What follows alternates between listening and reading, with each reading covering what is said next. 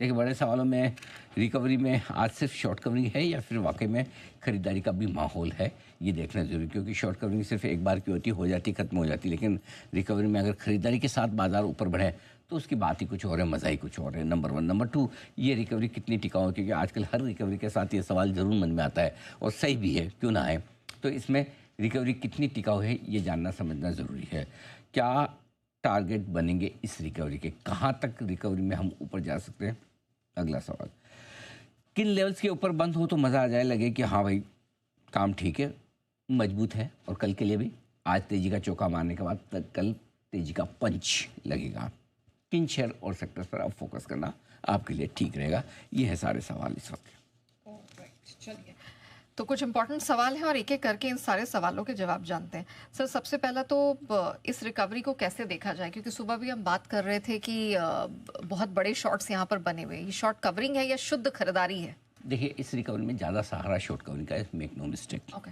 उसकी वजह यह है नया कि 2012 के बाद से जब से हमारे पास रिकॉर्ड्स हैं, उन रिकॉर्ड्स के मुताबिक एफआईएस की इंडेक्स फ्यूचर्स में लॉन्ग पोजीशन 7% के आसपास है, जो लोएस्ट है। पौने 8% की जो 2023 की थी, मार्च 2023 की, हमने उस रिकॉर्ड को भी तोड़ दिया।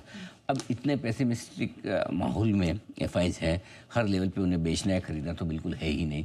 तो जाहिर सी बात है, जब थोड़ा भी कोई पॉजिटिव संकेत आया, जो कि ट्रंप और मोदी जी के विचारों के आदान प्रदान का हुआ है, उस वजह से थोड़ी सी शॉर्ट कवरिंग का माहौल बनता हुआ दिखा है, पहली चीज़ ये।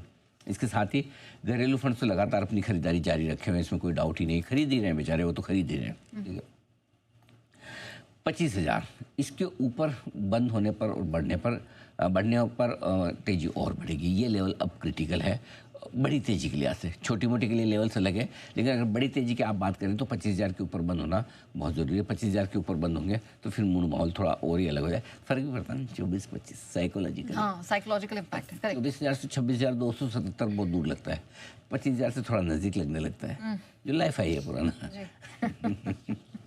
यस। ऑलराइट, चलिए, तो ये तो हमने समझ लिया। लेकिन सर, फिर से वही सुबह का सवाल मैं रिपीट करूंगी, रिकवरी टिकाऊ कितनी? क्योंकि हम देखते हैं चढ़ता है, बड़ा मूड अच्छा होता है, लेकिन फिर उसके बाद आधे घंटे ये सवाल बार बार जितनी बार बने ठीक है, कोई गलत है ही नहीं, क्योंकि हर रोज़ मार्केट मौका देता है, आज भी मौका दिया, राइट। जब सुबह खुला था हमने कहा कि जितना फ्लैट खुले उतना बढ़िया, जितना नीचे खुले उतना बढ़िया, जितना शांत खुले या खुलने के बाद एक बार नीचे आए तो बढ़िया। तो मार्केट ने मौका दिया भी, और इसीलिए जब रिकवरी कितनी टिकाऊ है तो सिंपल सी चीज़ है, लगातार चौथे दिन तेजी का माहौल है, हल्का फुल्का उतार चढ़ाव आज मिला है फर्स्ट हाफ में, छोटी रेंज में, लेकिन बड़ी कमजोरी का माहौल नहीं है। ऐसे में आज की रिकवरी को आप थोड़ा टिकाऊ मान सकते हैं। अच्छा, हाँ, क्यों मान सकते हैं? क्योंकि अगर यही मतलब बहुत ज़्यादा गैप से खुल जाते हैं तो मेरी टिकाऊ नहीं है। समझो आप मतलब कैसे बताऊँ आपको, 24,741 पे बंद हुए थे शुक्रवार को। हाँ।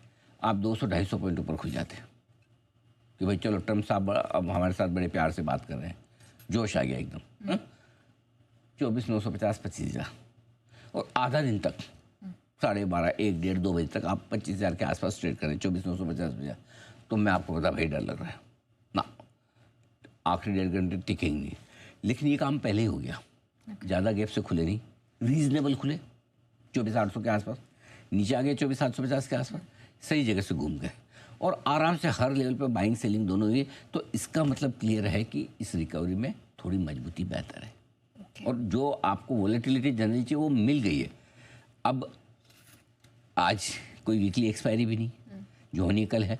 सो मेरा ये समझना है कि रिकवरी आज बननी चाहिए। आज कोई ज़्यादा बड़ा झटका 25-50 पॉइंट ऊपर नीचे हो जाए, देखो वो तो कह नहीं सकते, लेकिन ऐसा नहीं है कि मतलब कोई आपको 100 पॉइंट निफ्टी जो ऊपर दिख रहा है वो 100 पॉइंट नीचे बंद हो जाए, वैसा झटका लगने का चांस कम लग रहा है ना। तो मैं कभी नहीं कहता, क्योंकि एफआईएस का मूड माहौल कब क्या हो जाए, बट हाँ चांस कम, स्क्रीन थोड़ी मजबूती दिखाने की कोशिश करे, ये आप मान के चलें, बस उतना है। अब इस मजबूती में 24,850 मिनिमम क्लोजिंग चाहिए आज। ओके, जो कल के हाई के ऊपर भी होगा, आई मीन शुक्रवार, कल जब भी बोलो तो शुक्रवार एडजस्ट कर लीजिएगा लाइफ में।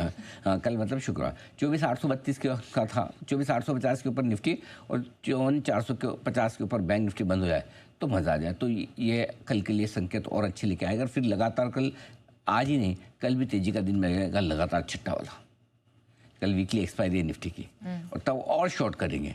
सो आज अगर ये 2 लेवल गोट के पी जाइए, अगर इन 2 लेवल के ऊपर बंद हो जाए लॉन्ग पोजीशन लेके जाएंगे हम 3:20 पे इसको डिस्कस करेंगे। ये तो आने वाले लेवल्स हैं, लेकिन सुबह को किस तरह का मूड मिजाज रहेगा फर्स्ट ट्रेड में ही, इनफैक्ट बाजार की ओपनिंग से पहले और उसके बाद भी आगे किस तरह की ट्रेडिंग आपको देखने को मिल सकती है, क्या टारगेट्स हो सकते हैं, उस पर राय आपको दी थी, क्या राय थी, एक बार आप ये सुन लीजिए। नीचे में 24,750, ऊपर में 24,850, ये आपकी रेंज है। इनिशियली 24,741 पे आप बंद हुए तो 24,750 के आसपास आए तो वहाँ से एंट्री पॉइंट बन जाएगा आपका पहला। 24,850 हल्की फुल्की रुकावट की रेंज है, इसको पार करके निकले ठीक है तो धीमे धीमे और मजबूती बनेगी। जो पहली डिप आई ना एग्जैक्टली 24,750 के आसपास से घुमा 24,758 का लेवल, अब धीमे धीमे मजबूती बना रहा है। अच्छा है, कल का हाई पहले 24,832 और आज का भी वही है, उसको पार करेगा तो मजबूती का पहला संकेत वहाँ से मिलेगा। 24,750 से आकर एकदम सही लेवल से बाजार घूमा है और आप देखिए वहाँ से 100 पॉइंट बढ़ने में वक्त नहीं लगाई। तेजी ये होती है, ये काम की गैप से खुल जाने में कोई मज़ा नहीं है। मज़ा इसमें जब सबको पार्टिसिपेशन का मौका मिले और ये 24,850 के ऊपर खुलेगा तो और मजबूती बनाता और बढ़ाता हुआ नजर आएगा। चलिए सर, आपने जो सपोर्ट लेवल बोले बिल्कुल वहीं से घूमता हुआ दिखाई दिया। अब मुझे बताइए, आपने कहा चलिए मैं 24,850 को घोट के पी जाऊं, अब इसके ऊपर बंद हो तो क्या? बंद हो तो आप 25,150 की रेंज में आगे पहुंचेंगे। अच्छा, अगला टारगेट आपका निफ्टी का ये बनेगा 25,150 और वहीं से हम वापस नीचे भी आए 25,150 का ही बनाकर, तो वो अपना टारगेट हो गया अगला। अब 24,525, 24,625 बहुत मजबूत सपोर्ट है जो आसानी से नहीं टूटेगा। ये लेवल्स आप ध्यान में रख के चलें। ऑलराइट। और सर कौन से सेक्टर्स और स्टॉक्स हैं जहां फोकस करना है? देखो मिड कैप स्मॉल कैप शेयरों में रिकवरी का मूड बन रहा है, धीमे धीमे अच्छा बन रहा है, तो स्टॉक स्पेसिफिक मूवमेंट तो वापस लौट रहा है बाजार में, तो वहाँ आप थोड़ा मौका देख सकते हैं। स्पेशली जो किसी न किसी तरह से जो घरेलू कंजम्पशन से जुड़े हैं और जिनको भी जीएसटी का बेनिफिट मिला है, ये दो तरह के स्टॉक्स आपके काम के हैं। तीसरा ऑटो और मेटल, ये दोनों इंडेक्स पिछले हफ्ते 5% बढ़े थे, आज भी इतने मजबूत है 5%। सो इसका मतलब क्लियर है कि यहाँ पर अब भी तगड़ी खरीदारी है चल रही है। और टैरिफ से जुड़े ऑटो इंडस्ट्री शेयर जैसे कि वो हो गए ना आपका भारत फोर्ज, आर के फोर्जिंग, मदरसन, संवर्धन मदरसन, सोना, BLW, ये हमारे सारे टैरिफ स्टॉक हैं ठीक है। तो टैरिफ पर राहत की खबर के साथ ये आज मस्त मूड में 7% भारत फौज ऊपर है। भारत फौज को खुद को पता नहीं, आखिरी बार का वो वायदा कारोबार का टॉप गेनर रहा था। Your day today, enjoy, have fun. Alright. चलिए इसी के साथ बढ़ते हैं स्टॉक इन एक्शन की तरफ।